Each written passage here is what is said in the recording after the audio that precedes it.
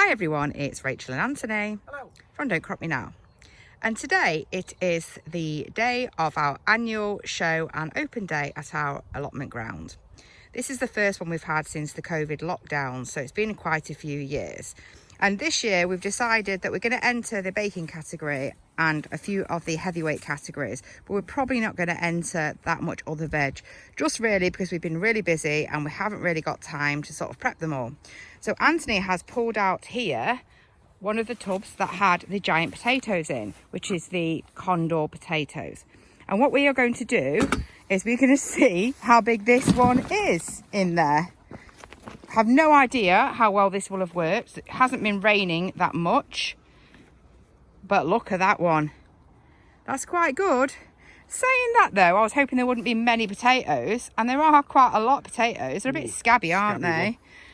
But it's about size, this, not quality. And here is a bit of a better look at this potato. So you can see it's got a lot of scab on it, but it is quite big. So I think it fits that category. We only grew these ones as a little bit of an experiment. And as you can see, when we actually tipped them out, it wasn't that great in terms of the quality of the potatoes, but that is probably more to do with the growing conditions. So let's have a look at some of the other heavies that we are going to put in. There's only 3 heavy classes in our show. This is not a massive sort of village or country show. It's just a small one on our grounds. And we've got some of our larger onions here that Anthony can just hold up. Not sure how heavy they are, but we're going to enter those. You can enter 2 apparently in the heavy class. And then we have this overgrown courgette, which we are going to enter in the heavy marrow category, just for a bit of fun. So items are starting to be laid out in here. We've put some of ours out. Stuff has to be on the table within a certain amount of time, so things are coming in gradually. So we have entered some scones, which don't look too bad actually. They look reasonable. I had to make them early this morning and just have a 1 attempt, so that's what it is. I've entered this Victoria sponge, which looks pretty good actually. I'm quite happy with that one. We have got a jar of jam.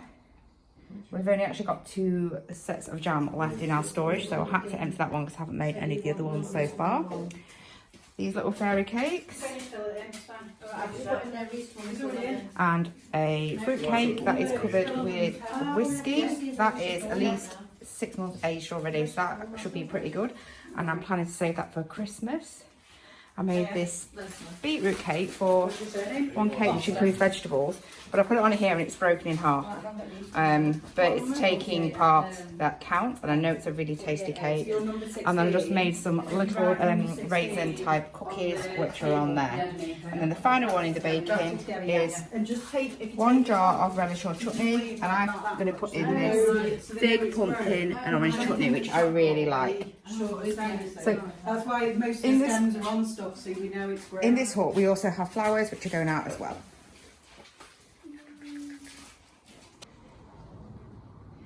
Laying out here is the vegetable section of the competition. As you can see, people are starting to lay out some entries, and this is the different ones that you can enter this year. So it is a quite traditional style allotment show. I don't know if any of your grounds do anything like this. It's been historically run on many years on our ground, and it's really just been COVID that put a halt to that. And here is one of my favourite little beings from the allotment, Max the cat, who seems very interested in what is going on this morning. And down this area of the allotment, this is where all the stalls are set up. So there's sort of various things, some games, tombola, raffle, cakes and veg stalls. And that's in the process of currently being set up as well. Well, it looks like we were pipped at the post. So we did get the 2nd and 3rd prize for large onions, but this one on the left is heavier apparently. So obviously you can see it's a lot fresher. So it's probably heavy because it's full of water, because they're very, very similar size. But still really happy with that. They are definitely the biggest onions that we have ever grown. On the positive, we did get first prize for this heavy potato.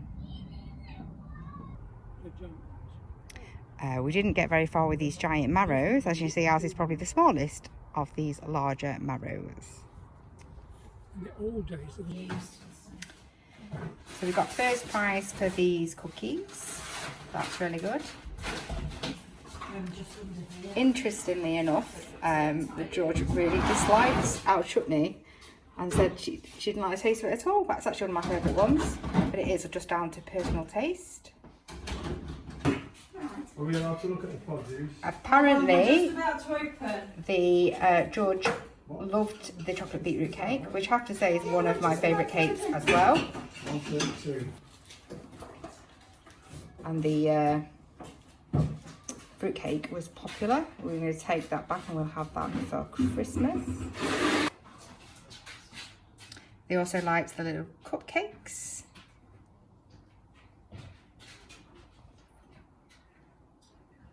We got second prize for the kiwi jam, which Anthony really dislikes this jam, but I actually really like it. We got second prize for our Victoria sponge. And the scones too. We do also have some children's sections in the show, and there's some really cute entries here. As you can see, this was the winner. This one got second. That's a little sheep. I actually think that's really good. And this one, a little hedgehog. Oh, they got joint second actually. Oh, not sure how that works out, but they're very cute. They were the winners.